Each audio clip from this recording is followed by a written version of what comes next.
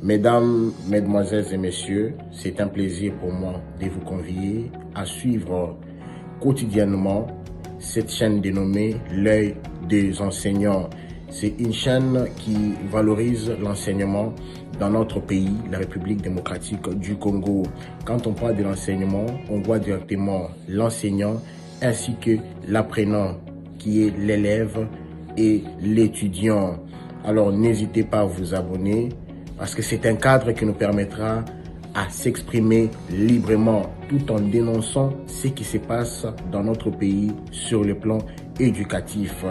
Abonnez-vous massivement, likez, partagez avec vos proches afin que tous nous puissions parler le même langage et tous nous puissions...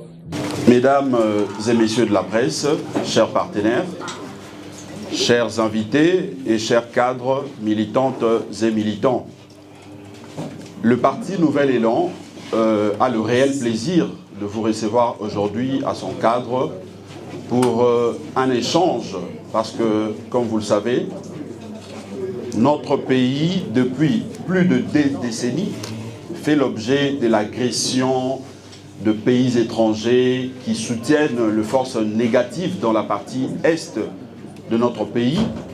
Et je dois d'ores et déjà vous dire que cette situation va durer longtemps, tant que la République démocratique du Congo aura toujours ses frontières de 2 345 900 km². Et au même moment, ayant cette grande superficie, notre pays, il faut les noter, que nous avons plus de, en tout cas 9 pays frontaliers, et ces pays ne vont pas nous laisser en paix tant que nous serons toujours dans la même position sur le plan géographique, tant que nous aurons toujours les mêmes richesses que notre pays regorge aujourd'hui. Nous devons le mettre en tête et les noter que ces pays ne vont pas nous laisser à l'aise. Ils vont continuer à nous narguer, ils vont continuer à nous menacer, quitte à nous comme peuple, quitte à nous comme nation, surtout de nous prendre en charge, de prendre conscience de cette situation, de manière à prendre les dispositions idoines, les dispositions utiles pour ne pas subir justement ces affres, ne pas subir justement ces menaces de ces pays, parce que comme je l'ai dit, ils ne vont jamais, alors jamais nous laisser en paix. Voilà pourquoi le Nouvel Élan, mon parti politique, avec son initiateur, les camarades Adolphe Muzito, nous avons toujours travaillé dans le sens de présenter ce que nous avons comme idée, comme initiative pour justement nous permettre à finir cette guerre ou au moins à arrêter hors les frontières de notre pays toutes ces menaces de ces pays étrangers. Vous allez vous souvenir que il n'y a pas longtemps, l'initiateur de Nouvel Élan avait dit clairement qu'il fallait prendre les dispositions pour une solution de défense et non une solution sécuritaire. Donc il fallait faire la guerre au Rwanda pour justement imposer la paix à ces pays, notamment le Rwanda, et ici je cite toutes les forces négatives, M23 et autres qui sont soutenues par ces pays, à nous respecter, leur imposer la paix, mais aussi nous respecter. C'est comme ça qu'il avait parlé de faire la guerre. Mais nous ne nous sommes pas limités là. Nous avions, par l'entremise toujours de l'initiateur de notre parti politique, les camarades Adolphe Muzito, nous avions également prôné l'idée de construire un mur de séparation de manière à écarter toutes ces velléités du Rwanda hors les frontières de notre pays pour justement mettre nos compatriotes qui vivent dans cette partie dans la quiétude et dans la paix. Mais également, nous avions ajouté un troisième élément qui est aussi nécessaire, c'est qu'il fallait disponibiliser une enveloppe conséquente pour nos FARDC. Parce que, comme vous le savez, la guerre coûte énormément.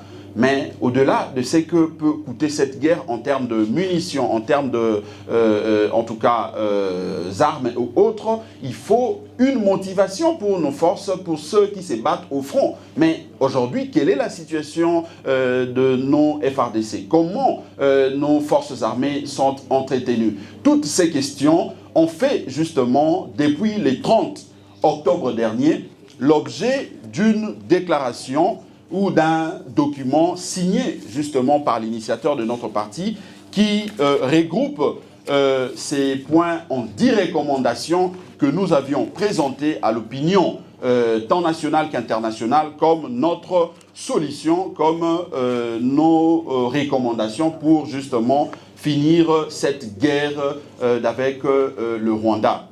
Je veux vous lire les 10 recommandations du Nouvel Élan, signé par son initiateur, le camarade Adolphe Mozito. Le premier, c'est organiser la sécurité du territoire national et la résistance populaire. Deuxième point, recommandation, soutenir dans l'unité les forces vives de la nation et les FARDC qui se battent au front contre le Rwanda. Troisième recommandation, ne négocier ni avec le Rwanda, moins encore avec les M23, mais avec leurs maîtres. Comme vous le savez, le Rwanda aussi a ses parrains, parce que le Rwanda, avec sa superficie, avec sa population, son budget, son PIB, le Rwanda ne peut pas se permettre de narguer, de menacer la République démocratique du Congo. Mais si le Rwanda se permet, c'est parce que derrière ces pays, il faut noter qu'il y a de forces qui le soutiennent. Quatrième recommandation, dénicher et exfiltrer, tout infiltrer dans nos institutions, nos forces de renseignement et notre armée. Cinquième recommandation, punir tout acte de détournement de soldes de nos vaillants soldats et radier conformément à la loi tout fonctionnaire qui se rendrait coupable de détournement de soldes destinés aux militaires et aux agents de services de renseignement, ceci quelle que soit sa position hiérarchique. Sixième recommandation, procéder à l'annulation de tout accord signé avec le Rwanda. Septième recommandation, dénoncer et suspendre l'adhésion de la RDC à la communauté des États de l'Afrique de l'Est EAC. Sur ce point, vous me permettrez de faire un petit commentaire, parce que aujourd'hui, il est clair, parce que je dois noter aussi que notre parti politique, le Nouvel Élan, qui se trouve dans la résistance, nous avions commencé à exiger le retrait de notre pays dans ces différentes organisations qui ne jouent pas un frangé avec nous depuis lors, mais malheureusement, on ne nous suit toujours pas. Pourtant, c'est une contribution, c'est notre contribution en tant que nationaliste, en tant que parti politique, pour permettre à ce que nous puissions préserver la souveraineté de notre pays. Mais malheureusement, vous aviez tous suivi que la RDC est allée signer encore son adhésion à cette organisation. Mais si vous regardez cette organisation, parmi les pays qui font partie de cette organisation, il y a le Rwanda, il y a notamment l'Ouganda. On a vu récemment, en tout cas, le régime actuel a levé l'option de suivre la position du Nouvel Élan et de la population de manière générale qui insistait que l'ambassadeur rwandais soit expulsé du territoire congolais, ce qui est une bonne chose, mais nous disons qu'il faut tirer cette logique jusqu'au bout, parce que le Rwanda n'est pas le seul pays qui accompagne ou qui soutient les M23. Aujourd'hui, je peux vous dire sans crainte d'être contredit que l'Ouganda également fait partie de ces pays qui soutiennent les M23. Ici, on a notre camarade, l'exécutif du parti Nouvel Élan, Rutshuru. Je vais lui passer d'un moment à l'autre la parole pour témoigner ce qu'il a vécu à Rutshuru, mais je peux vous montrer la carte. C'est vrai que ça sera peut-être un peu difficile pour que vous puissiez voir avec moi. Si vous voyez bien la carte ici, même sur Internet, vous pouvez voir, vous remarquerez que l'agglomération ou la cité de Bunagana est plus frontalière à l'Ouganda qu'au Rwanda. Le Rwanda se trouve ici, voici la frontière du Rwanda par rapport à la République démocratique du Congo, et Bunagana se trouve là. Or, si vous voyez la frontière entre la RDC et l'Ouganda, il se trouve justement cette cité de Bunagana. Et lorsque le M23 occupe le territoire de Bunagana, c'est clair qu'ils obtiennent le soutien non seulement du Rwanda, mais également de forces militaires de l'Ouganda. Et je crois que, comme je vous l'ai dit, notre camarade ici va vous donner un témoignage pour montrer comment l'armée ougandaise opère dans ces territoires de Rutshuru pour justement accompagner ce que font le M23 dans notre territoire. Voilà pourquoi, non seulement que nous, dans notre 7e recommandation, nous disons que la République démocratique du Congo doit quitter cette organisation du EAC, mais nous exigeons également l'expulsion pure et simple de l'ambassadeur ougandais sur le sol congolais. Parce que pour nous, Bunaganda, plutôt l'Ouganda est égal au M23. Pour nous, Museveni égale à Kagame. De soutenir ces jeunes, soutenir ceux qui sont au front actuellement en disponibilisant une enveloppe conséquente telle que nous l'avions dit de 1 milliard de dollars, mais aussi punir ceux qui détournent cet argent, parce qu'il ne faudrait pas qu'on nous parle de 1 milliard, mais lorsqu'il faut payer ces militaires, lorsqu'il faut acheter les munitions, on se rend compte qu'il n'y a que 30% ou 40% qui servent justement à cet objectif. Donc ça, c'est les prix justement pour nous de manière avant de soutenir cette démarche. Alors, notre ami de Kin 24.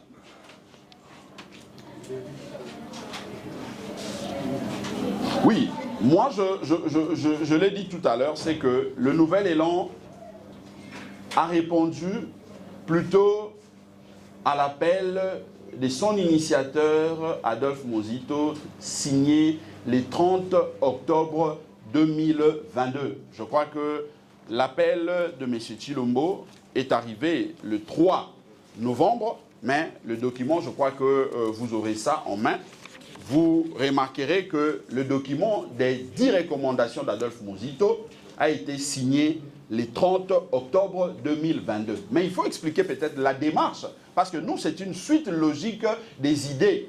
Parce qu'au Nouvel Élan, le principe, c'est que c'est d'abord le parti politique, les idées qui suivent, le peuple, c'est-à-dire la base, et le leader vient après. Donc ça, c'est les principes que nous maintenons, que nous véhiculons au Nouvel Élan. Et voilà pourquoi, après avoir implanté les partis, on a construit nos idées. Et par rapport à la question de l'Est, nous avions commencé par dire qu'il faut faire la guerre au Rwanda, il faut se préparer à avoir une armée forte, une armée capable à résister à toute menace, à tout, en tout cas, à toutes les attaques qui proviendraient de l'Est ou de l'Ouest. Et après cette proposition de faire la guerre, qui d'ailleurs a été rejetée par plus d'un, on a été, le leader de Nouvel Élan a été vilipendé, vous le savez, même par ses pairs de la Mouka. Mais aujourd'hui, je crois que c'est tout le pays, c'est tous les Congolais qui soutiennent cette démarche de la guerre, ce qui est une bonne chose parce que nous devons sauver notre pays. Nous avions parlé de la construction du mur, ça, vous l'aviez aussi suivi. Il y a une tribune qui développe toute cette idée de la construction du mur. Nous avions parlé de l'accompagnement de militaires, l'enveloppe de 1 milliard de dollars. On a vu qu'aujourd'hui, le régime s'est servi de cette idée, ce qui est aussi une bonne chose. Et après, nous avions présenté, signé les 10 recommandations de Nouvel Élan. Et après ces 10 recommandations, le point 9, l'initiateur appelle à la mobilisation. Donc nous, c'est une suite logique, parce que d'ailleurs, il faut dire que, puisque la guerre de l'Est, ce n'est pas aujourd'hui ou demain que cette guerre va prendre fin, puisque, je l'ai dit, étant donné que nous aurons toujours nos richesses telles que nous l'avons aujourd'hui, nous aurons les mêmes frontières telles que nous l'avions décrit tout à l'heure, c'est que les pays frontaliers, nos agresseurs, nos ennemis vont continuer à nous déranger. Et par rapport à ça, nous devons continuer aussi à mobiliser notre peuple de manière continuelle. Nous ne devons pas nous fatiguer par rapport à ça. Donc voilà un peu, nous ne répondons pas à l'appel de qui que ce soit. Nous sommes dans la continuation de la démarche de Nouvel Élan partant de ces différentes idées développées par son initiateur, le Premier ministre Adolphe Muzito. Alors, le retour du président Martin Fayulu et la marche. Je crois qu'il n'y a pas à polémiquer là-dessus, parce que, comme vous le savez, tous nous sommes dans la Mouka, mais la Mouka est régie par un texte que nous appelons Convention de la Mouka. Et si vous lisez la Convention de la Mouka, vous vous rendrez compte que en son article 6, le point 2 de cet article, on parle justement de la liberté et l'autonomie de chaque parti membre de la Mouka de prendre ses initiatives. Encore que ces initiatives telles que prises ici par Nouvel Élan et même par l'ECID ne violent pas les 4 axes fondamentaux de la charte de la Mouka ou la convention de la Mouka. Donc je répondrai en disant que c'est une très bonne chose pour nos amis de l'ECID de se mobiliser pour accueillir le président Martin. Ça ne dérange ni la Mouka, ni nous en tant que Nouvel Élan, parce que d'ailleurs, aujourd'hui, il faut dire que la Mouka, c'est une plateforme politique de résistance. Ce que nous faisons ici, ça ne viole pas justement ces principes de la résistance. Donc, ils ont le droit et la liberté d'initier une activité dans ce sens-là. Le Nouvel Élan en a également le droit. Et si ça a été concerté avant, ça aurait été peut-être une initiative commune. Mais puisque le Présidium ne s'est pas concerté en tant que tel pour prendre une telle initiative, les partis politiques membres dans cette plateforme politique de résistance ont le droit et la liberté de prendre chacun de son côté une initiative quant aux organisateurs de tout faire pour ne pas tomber dans le piège de ce qui peut être considéré comme une violation de la Convention. Donc, pour nous, ce n'est pas un problème, ce n'est pas non plus une compétition ou un défi. Ici, il s'agit de la nation congolaise, il s'agit du sol congolais, de nos compatriotes qui tombent dans la partie est de notre pays. Et nous, comme parti nationaliste, nous nous mobilisons, nous travaillons dans le sens de montrer notre accompagnement, non seulement au FARDC, mais aussi notre soutien, notre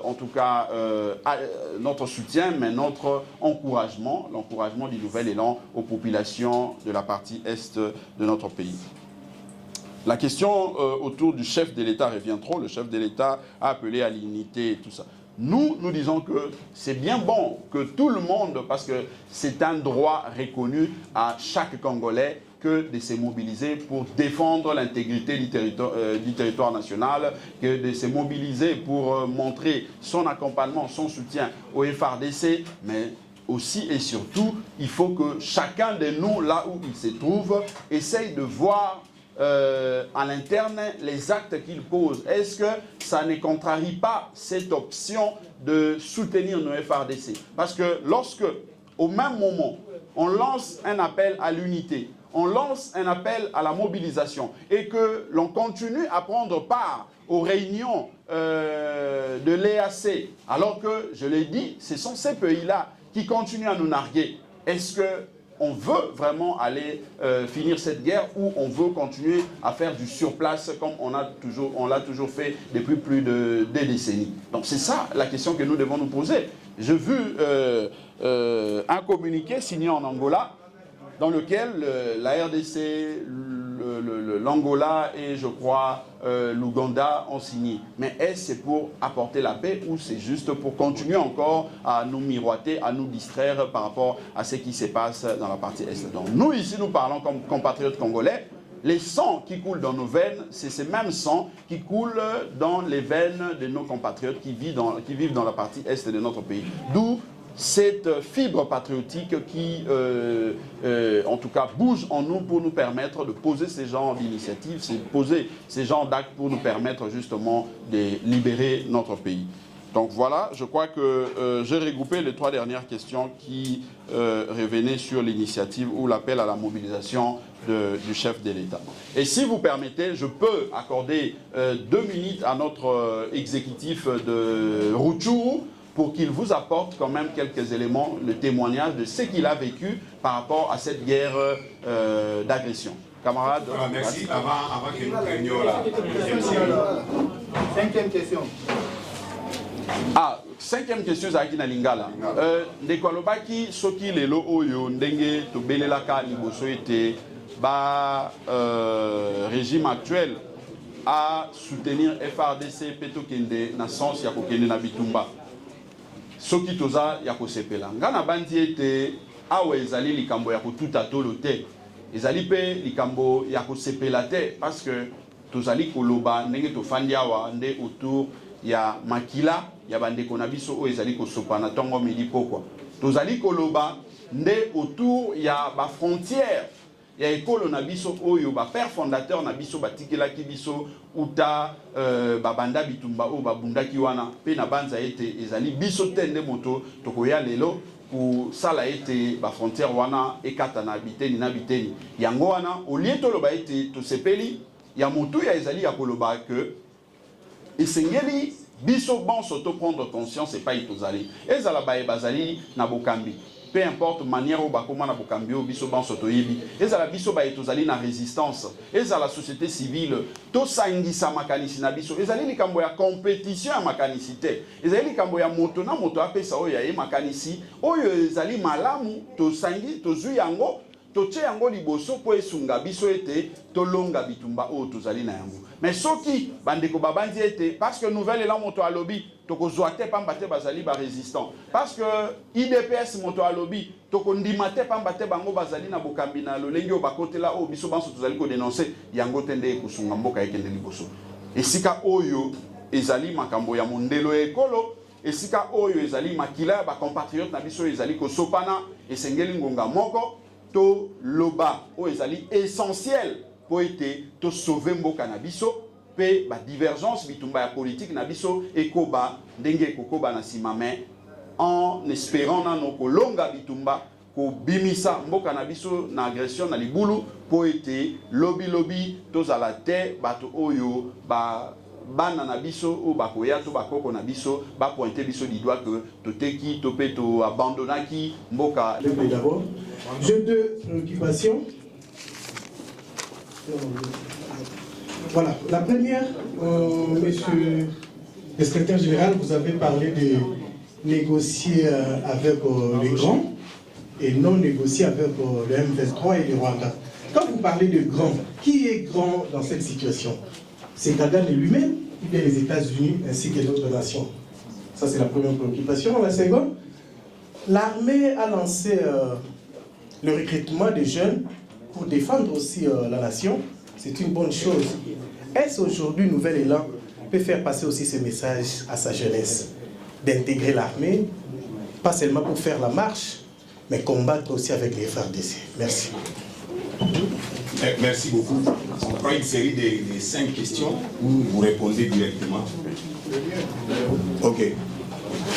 Deuxième intervenant. Ne répétez pas ce que l'autre a déjà posé comme question pour évoluer. Merci beaucoup. C'est Arsène Kongolo qui est à la télévision. Monsieur le secrétaire général, la première préoccupation, je veux savoir la position du Nouvel Élan concernant l'appel du chef de l'État, celle de l'unité nationale. La deuxième, Martin Fayulu revient au pays après sa tournée euro-américaine. Il revient au pays le 13 novembre prochain. Le même jour, les CID va marcher pour protester contre l'agression à l'est de la RDC. Mais le Nouvel Élan a choisi une autre date que celle du 13 novembre. Pourquoi ne pas unir vos forces comme toujours? Est-ce une démonstration de force alors que nous sommes à la porte de 2023 où Martin Fayulu et Adolphe Muzito, la divergence continue? Merci. Merci. Pascal Moulego, RFI.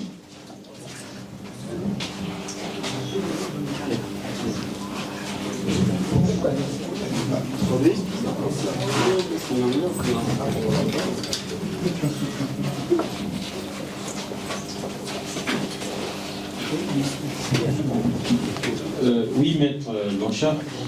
Terme nos divergences pour une unité nationale. Le chef de l'État a aussi demandé une mobilisation générale contre l'agresseur.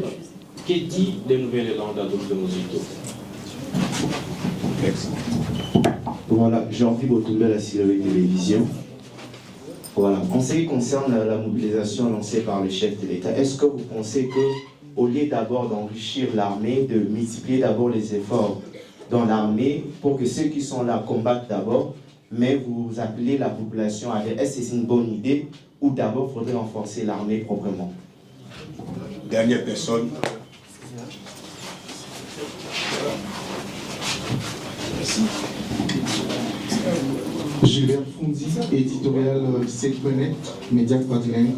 Motumeza na lingala mwana mboka SG, mikolo melikaki ya koyeba te parti politique nouvelle élan ezali parti ya yambo yebaki kobenga bakongole bayeba kotelema na etali mbutu oyo wana koyeba na Congo. Lelo oyo mokonzi ya mboka mpe aye na ngambo ya lisolo ya koyeba komobilise bakongole okoloba nini na bafingaka bino ntango bandaka likambo oyo? Merci beaucoup. Maintenant, nous passons la parole. Il y a déjà une série de 5. Nous allons encore prendre après les différentes réponses du secrétaire général de Nouvelle-Élan. Nous allons encore prendre une autre série de 5 questions. En attendant, nous passons la parole au secrétaire général de Nouvelle-Élan. Vous avez la parole. La première question, qui est grand? Moi, je profite d'ailleurs de la question de notre camarade Fiston pour dire que le Nouvel Élan dénonce également l'attitude de la communauté internationale parce qu'aujourd'hui, il est clairement identifié que la République démocratique du Congo fait l'objet d'une agression. La République démocratique du Congo est occupée illégalement dans sa partie est par les forces négatives soutenues par les pays frontaliers de la RDC, notamment le Rwanda, l'Ouganda, mais aucune sanction, aucune position claire de la communauté internationale. Ça prouve à suffisance que lorsque le Nouvel Élan, disons que nous devons négocier, nous devons discuter avec les grands, mais ces grands-là sont bien identifiés. Ces grands-là ne sont pas à rechercher. Parce que, je le dis, le Rwanda, si vraiment on est sérieux, le Rwanda ne peut pas s'hasarder à déranger la quiétude de la République démocratique du Congo. Ne fût-ce que par sa superficie, ne fût-ce que par le nombre de sa population. Mais ça montre que le Rwanda a derrière lui de pays ou de multinationales qui ont une finalité de s'attaquer ou de chercher justement à piller les richesses de la République démocratique du Congo. Et pour ce faire, ils doivent passer notamment par le Rwanda, l'Ouganda, pour assoupir leur appétit, leur intention de piller nos richesses, d'occuper notre sol, d'occuper le sol congolais. Donc c'est très clair, nous n'allons pas citer le pays ici, le nom de ces pays ici, mais la communauté internationale, vous connaissez qui se réclament être puissants au niveau de la communauté internationale, et ce sont ces États-là qui soutiennent clairement la position justement de l'Ouganda et du Rwanda. Je peux vous montrer même les différents tweets du fils du président ougandais Museveni. Je crois que pas plus tard que ce matin, j'ai lu le tweet de monsieur, le fils de Museveni, monsieur Muhoozi, je crois, qui dit clairement que il pense pour lui, donc je pense qu'il est très très dangereux pour quiconque de combattre nos frères. Ce ne sont pas des terroristes. Ils se battent pour le droit des Tutsis en RDC. Et nous savons qui sont ceux-là qui soutiennent cette thèse. Donc pour nous, il est clair que s'il faut négocier, il faut aller négocier avec ces puissants. Parce que l'Ouganda et le Rwanda qui prennent ce genre de position, telles que affirmées ici par le fils de Museveni, ne les font pas au hasard. Ils sont soutenus, ils ont l'accompagnement de ces puissants. Mais ce qui est quand même curieux, c'est de voir que le régime actuel, par l'entremise de du ministre des Affaires étrangères, M. Lutundula, en Ouganda, il y a quelques mois, il a dit devant la presse qu'un officier du Rwanda leur avait dit clairement que vous accusez trop Kigali de s'attaquer ou de soutenir les M23. Mais l'Ouganda qui est là, qui soutient les M23 et ces pays, l'Ouganda n'est pas cité, n'est pas dérangé, alors que si vous voyez aujourd'hui même l'occupation de Boudanganda, cette cité de Boudanganda, c'est justement en face de l'Ouganda. Mais pourquoi vous ne vous acharnez qu'au Rwanda alors que l'Ouganda montre aussi son accompagnement à ces forces négatives? Donc c'est cette attitude, le fait pour le régime actuel, de reconnaître cela, d'entendre les témoignages, mais il continue à rester non seulement dans l'EAC, mais continue à garder des bonnes relations avec l'Ouganda. Ça veut dire qu'il y a quelque chose qui ne va pas. D'où la nécessité pour nous, comme citoyens, comme fils de ces pays, de monter au créneau de manière à pousser ces régimes à dénoncer cette attitude de l'Ouganda qui ne nous aide pas aussi. Alors, la jeunesse de Nouvel Élan. Moi, je pense qu'aujourd'hui, c'est très clair que nous devons soutenir nos FARDC, au besoin demander à la jeunesse congolaise d'aller intégrer cette armée. Mais au-delà de cette question de l'intégration de l'armée par la jeunesse, nous devons commencer par assainir aussi cette armée. Parce que je l'ai dit, en interne, nous devons nous dire deux choses. Si au niveau externe, au niveau de l'extérieur, nous allons peut-être nous limiter à dénoncer ce qui se passe au niveau de la communauté internationale, mais en interne, nous devons dire clairement les choses, c'est qu'il faut commencer par dénicher tous ceux qui sont considérés, tous ceux qui sont comme infiltrés pour permettre à notre armée d'avoir un caractère national et à bien jouer son rôle. Nous devons également punir, comme nous l'avions dit, ceux qui détournent l'argent de nos militaires de manière à motiver la jeunesse à intégrer cette armée. Si vous détournez l'argent de militaires, si vous ne permettez pas aux militaires de vivre aisément leur vie, comment voulez-vous voir une forte mobilisation autour des FARDC ou par rapport à cette question d'adhésion? Il est vrai que nous avions vu dans les images un peu partout qu'il y a eu quelques jeunes qui ont intégré l'armée. C'est que nous encourageons, mais il est clairement établi que l'Ouganda joue le même jeu que le Rwanda. Le Rwanda égale l'Ouganda, l'Ouganda égale le M23, Museveni égale Kagame. Pour nous, le Nouvel Élan, c'est très clair, on ne transige pas là-dessus. La huitième recommandation.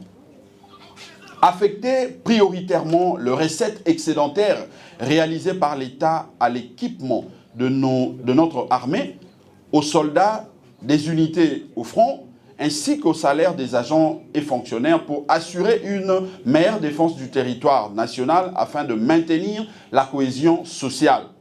Et ici, je crois qu'on avait tout dit de l'initiateur du Nouvel Élan, le camarade Adolphe Muzito, lorsqu'il reconnaissait le fait que l'État avait engrangé ou avait récolté un peu plus de recettes qu'avant, mais nous avions exigé à ce que ces recettes respectent la procédure en la matière, c'est-à-dire rentrer auprès de l'autorité budgétaire pour avoir un budget consolidé, de manière à nous orienter l'affectation de ces fonds-là. Et ici, pour nous, nous disons qu'il faut affecter en tout cas cet argent à l'enveloppe des FARDC de manière à leur motiver à continuer à se battre. Mais nous devons quand même reconnaître que dans la prévision du budget 2023, on a appris qu'ils ont finalement suivi la position du Nouvel Élan, puisque Nouvel Élan, comme je vous l'avais dit à l'entame, exigeait déjà une enveloppe de 1 milliard de dollars pour permettre à nos FARDC de bien faire le travail sur terrain. Et ça,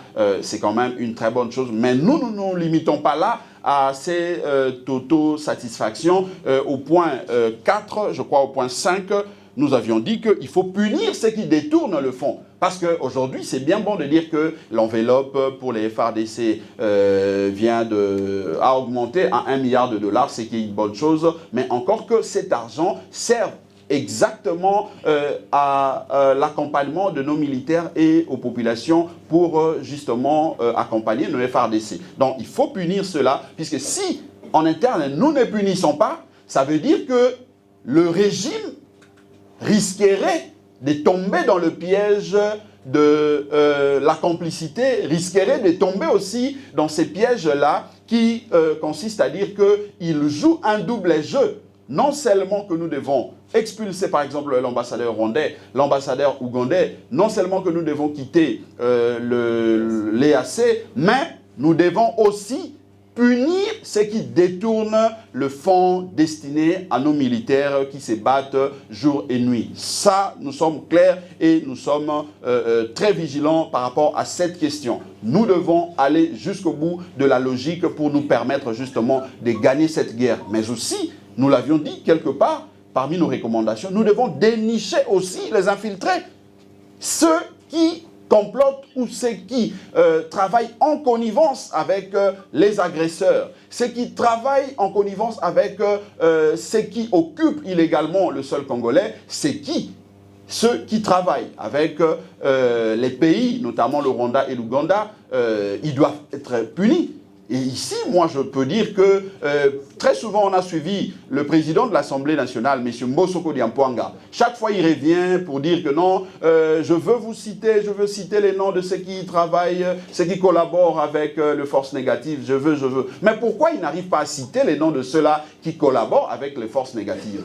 Donc ici, nous pensons qu'il y a quelque part une volonté de vouloir cacher les choses et nous laisser dans la même situation. Nous devons au même moment soutenir nos FARDC, appeler à l'unité, appeler à la mobilisation, mais au niveau interne, nous ne devons pas nous empêcher de dénoncer tous les mots qui travaillent dans le sens de ne pas nous voir gagner cette guerre d'agression contre le Rwanda.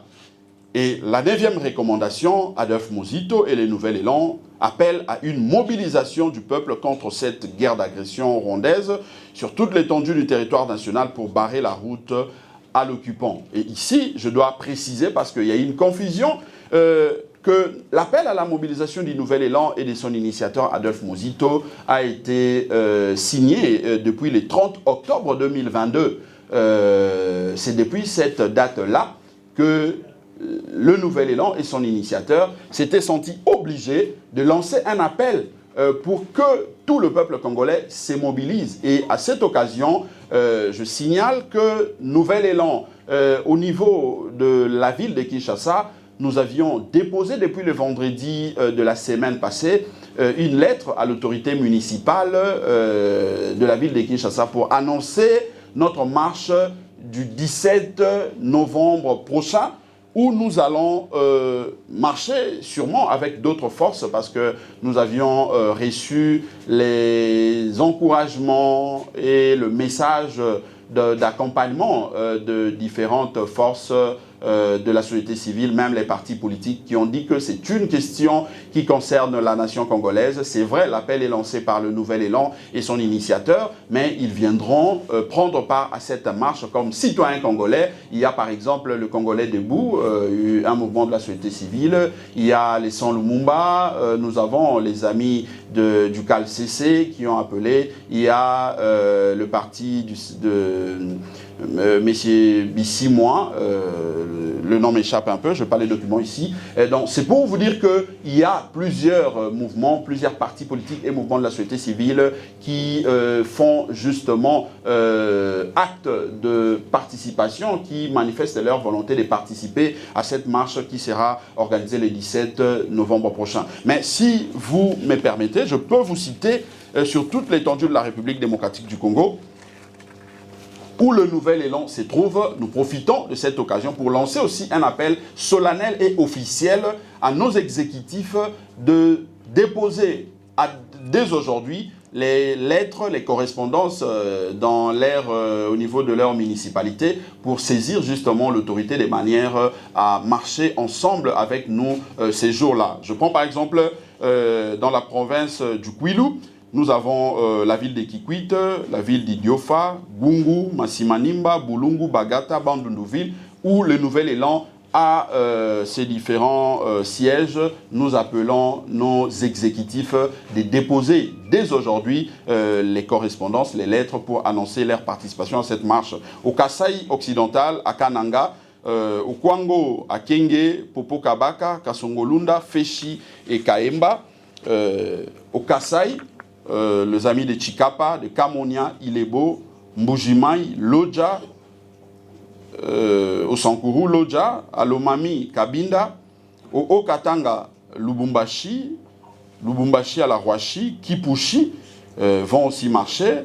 Dans la province de Lualaba, précisément à Kolwezi, au Tanganyika, la ville de Kalemi, au Olomami, Kamina, Maindombe, Kutu et Inongo, à l'équateur, Mbandaka, Lisala, Bumba, Chouapa, la ville de Boende, Nord-Ubangi, Gbadolite, Sud-Ubangi, Gemena, Otuele, Nyanya, Isiro, Chopo, Kisangani, Bazuele, Buta, Congo central, Kisantu, Kimpese, Mbanzangungu, Matadi, Boma, en Ituri, Mambasa, Aru, Bunia, Mahagi, au Maniema, pour le compte du Kivu, à Kindu, Sud Kivu, Uvira, Bukavu, Kavumu,